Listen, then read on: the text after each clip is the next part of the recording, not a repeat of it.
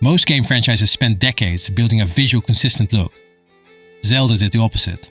From the fantasy illustrations of Ocarina of Time, to the cel-shaded world of Wind Waker, from the darker realism of Twilight Princess, to the painterly landscapes of Skyward Sword and Breath of the Wild. Yet despite these dramatic shifts, each version still feels unmistakably like Zelda. Former Ocarina of Time character designer and current Zelda art director Satoru Takizawa once reflected on the transition to 3D and said, "I had to wonder, are we really going to change all this?" In many ways, that question would follow the series for decades. The former 3 Zelda games had established a visual expectation, and Ocarina of Time was an attempt to translate Zelda itself into a new medium. Before the 3D models were finished, Takizawa drew countless sketches based on his image of Link from A Link to the Past. But when Nintendo's first 3D model arrived, it looked very different from what he had imagined. The team found themselves balancing tradition with technology.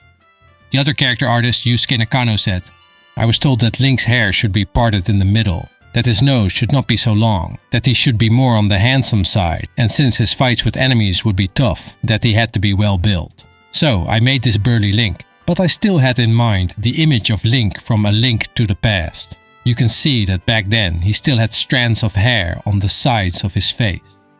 He drew many versions of Link, most were rejected. Eventually, this one got the actual green light to be used in-game. I wanted to give him a bit of a mystical aura, which would appeal to both male and female players. For the coloring, I went for the style used in comic books, because it adds weight and depth. The challenge was not only to create characters in 3D, it was making an animated cast feel at home in a world that leaned toward realism.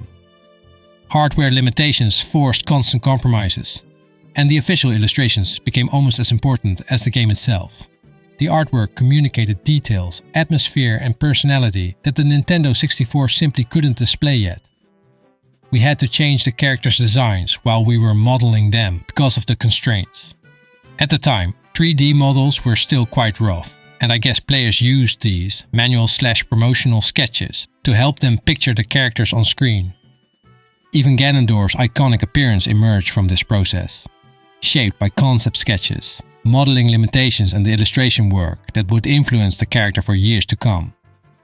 But once Zelda had successfully entered the third dimension, Nintendo faced a different challenge: how to make Zelda more expressive and especially animated. Wind Waker on the more powerful GameCube was their answer. At the beginning of development, Mr. Aonuma, the game's director, gave me 2 instructions. The adventure had to be sea-based, and the hero had to be a little boy full of energy. They made Link look like Kid again, however. This time they totally changed the style, making the colors bright and vibrant, the lines thick and giving Link cat eyes to enhance his appeal, rather than pursuing realism. Focused on expression, movement and readability. And in art directors Takizawa's words, "A controllable anime" was our slogan at the time. Thanks to the newly developed GameCube, we had the chance to use techniques such as toon shading.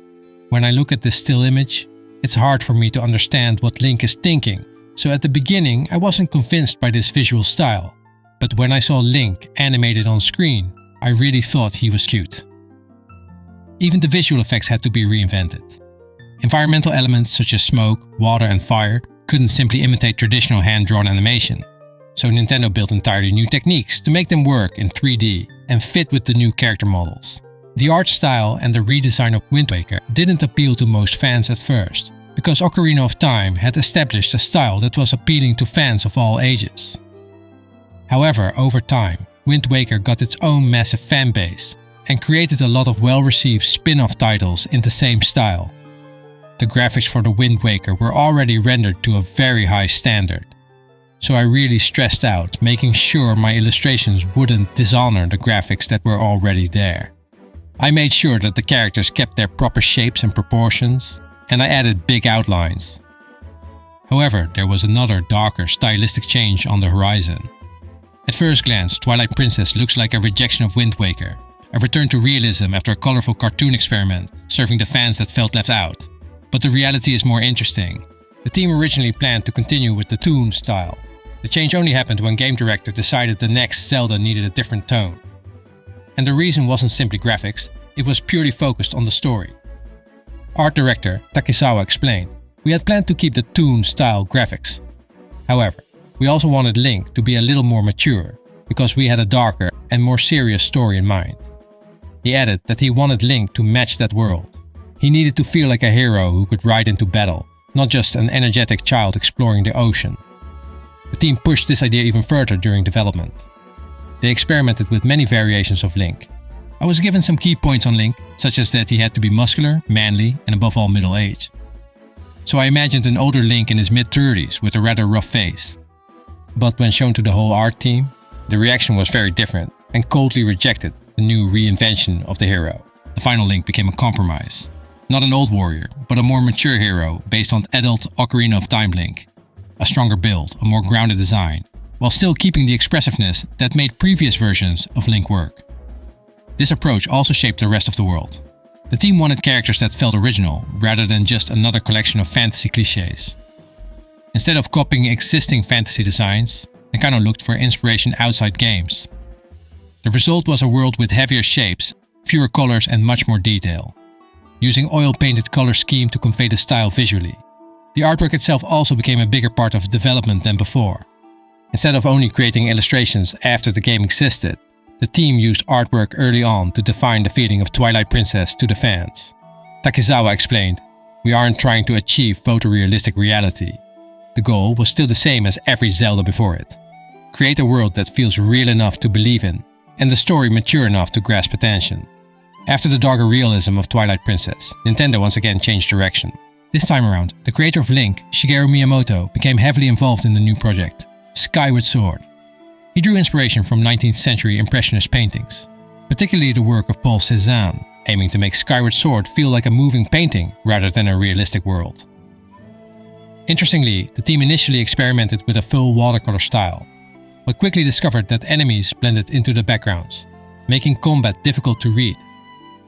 Their solution was to combine soft, painterly environments with lightly cel-shaded characters, allowing Link and his enemies to stand out while preserving the airy, brushstroke-inspired aesthetic. Basically, Skyward Sword proved that Zelda's art style could serve gameplay. However, Breath of the Wild would take that philosophy one step further. Nintendo described the project as revising expectations. The goal wasn't simply to create the biggest Zelda, but to find what they considered the definitive visual identity for the series. A world that looked like a painting, while still remaining clear enough to explore and play. The art director explained that this time the team wanted to create something only a Japanese studio could make. Instead of borrowing from Western fantasy, they drew inspiration from Japanese history, Jomon pottery, traditional ceramics and folklore, weaving those influences into the ancient ruins, the Sheikah technology and even the visual language of spirits. But perhaps the most fascinating part of Breath of the Wild's art direction were more than painting technique and the historical references. As Takizawa put it, "I really wanted players to feel the smells and even the moisture of the Hyrule plain." The artist studied the feeling of early summer in Japan, the humidity after rainfall, distant fog, sunlight reflecting through moist air. Basically, their goal wasn't to make Hyrule look real, it was to make it feel real. Illustrator Takumi Wada approached the artwork in a similar way. Rather than simply creating beautiful illustrations, he focused on conveying curiosity, excitement, and a sense of adventure, trying to make players feel something before they even picked up the controller. The art style had strong brush strokes, soft edges, deep colors, and this impressionistic look of painter, creating art in the moment. In addition, he noted that he tried to add visual storytelling in his art pieces he made before release to give fans something to speculate about. Looking back, Zelda's changing art styles were never just about visuals and in-game graphics. Ocarina of Time asked how Zelda could exist in 3D. Wind Waker asked how Zelda could move like animation. Twilight Princess asked how Zelda could feel more mature. Breath of the Wild asked how Hyrule itself could feel alive.